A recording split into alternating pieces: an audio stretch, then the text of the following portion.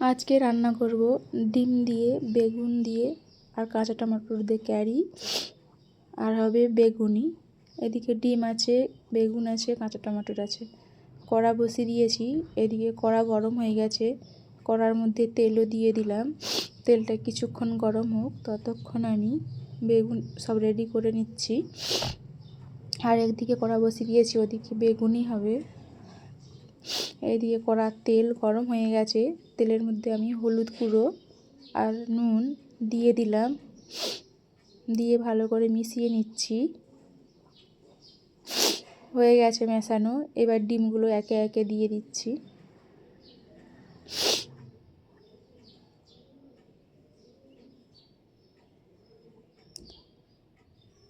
ডিমগুলো সব দেয়া হয়ে গেছে। ভালো করে নেড়ে চেড়ে নিচ্ছি ডিমগুলোকে। এখানে বেগুনির তেলও গরম হয়ে গেছে। বেগুনগুলো বেসনের মধ্যে মাখিয়ে নিয়েছি। এবার তেলের মধ্যে দিয়ে দিচ্ছি। এদিকে ডিমগুলোকে আর একবার নাড়াচাড়া করে নিচ্ছি। তেলের মধ্যে বেগুনিগুলো এক এক করে আমি দিয়ে দিলাম।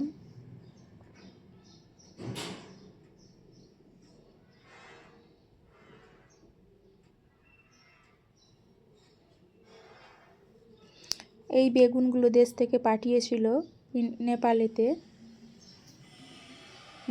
মায়ের গাছ আছে, বেগুন গাছ, মা গাছ থেকে তুলে পাঠিয়েছিল। এক এক করে বেগুনিগুলো সব দেয়া হয়ে গেছে। ততক্ষণ বেগুনিগুলো হোক।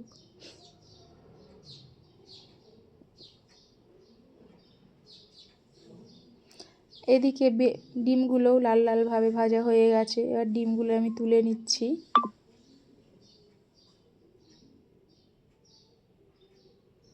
দেশের ডিম যেমন সাদা কালারের হয়, নেপালের ডিমগুলো লাল কালারের খোসাগুলো। এদিকে ডিম তোলা হয়ে গেছে। ওই তেলের মধ্যে আমি বেগুনগুলো দিয়ে দিলাম। বেগুনগুলো দিয়ে ভালো করে আমি ভেজে নেব।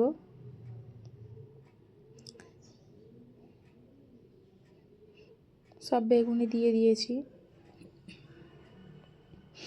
বেগুনগুলোকে আমি ভালো করে নেড়ে চেড়ে নিচ্ছি।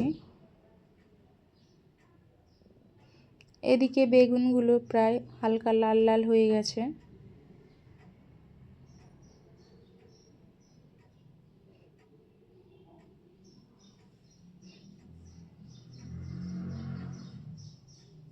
বেগুনগুলোকেও আমি তুলে নিচ্ছি। বেশি ভাজবো না, তাও মিডিয়াম ভেজে নিয়েছি।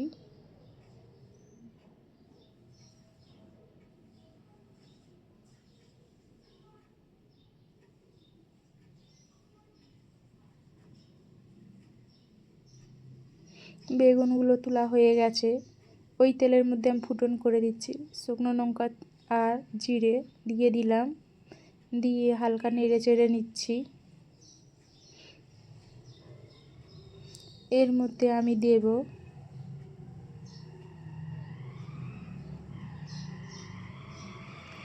পেঁয়াজ কুচি আর কাঁচা লঙ্কা কুচি দিয়ে দিলাম।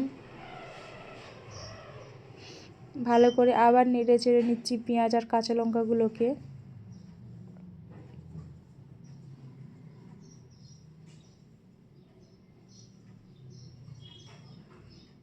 হালকা হালকা ব্রাউন কালারের চলে এসছে। এবার আমি এখানে আদা রসুন বাটাও দিয়ে দিলাম, দিয়ে আবার ভালো করে নাড়াচাড়া করে নিচ্ছি।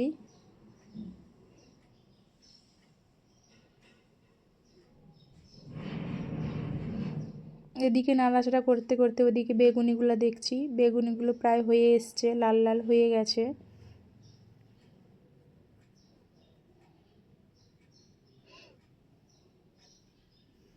মশলাটাকে ভালো করে কষিয়ে নিচ্ছে এদিকে ডিমের কারির জন্য।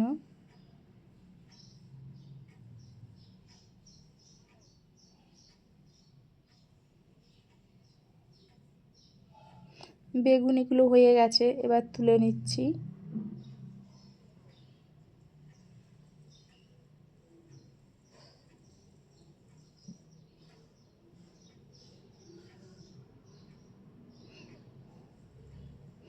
এবার এই মশলাটা, এতে আছে জিরে ধনে বাটা, লঙ্কা গুঁড়ো, হলুদ গুঁড়ো আর নুন দিয়ে দিলাম। দিয়ে আবার ভালো করে কষিয়ে নিচ্ছি মশলাটাকে। হালকা পরিমাণে মশলা বাটার জল ছিল, ওটা দিয়ে দিলাম। দিয়ে ভালো করে কষিয়ে নিচ্ছি।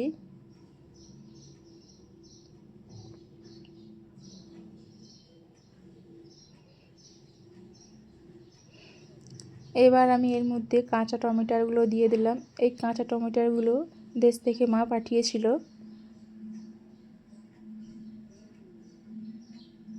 ভালো করে একসঙ্গে কষিয়ে নিচ্ছি কাঁচা টমেটো আর মশলা।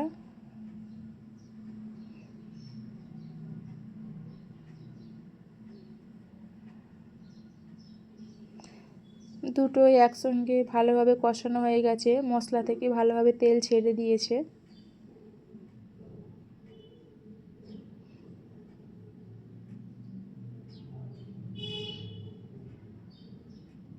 খুব সুন্দর লাল লাল হয়েছে। এবার এর মধ্যে আমি জল দিয়ে দেব পরিমাণ মতন।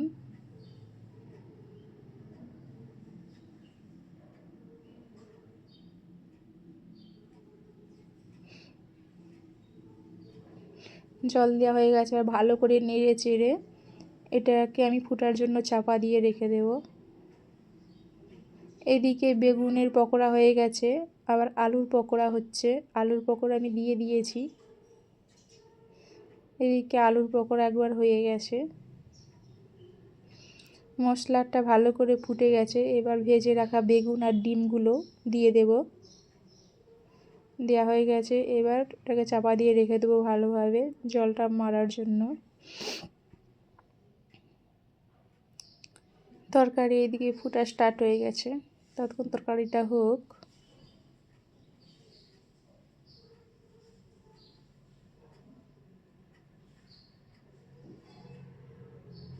এদিকে আমার ডিম দিয়ে বেগুন দিয়ে ক্যারি হয়ে গেছে কমপ্লিট।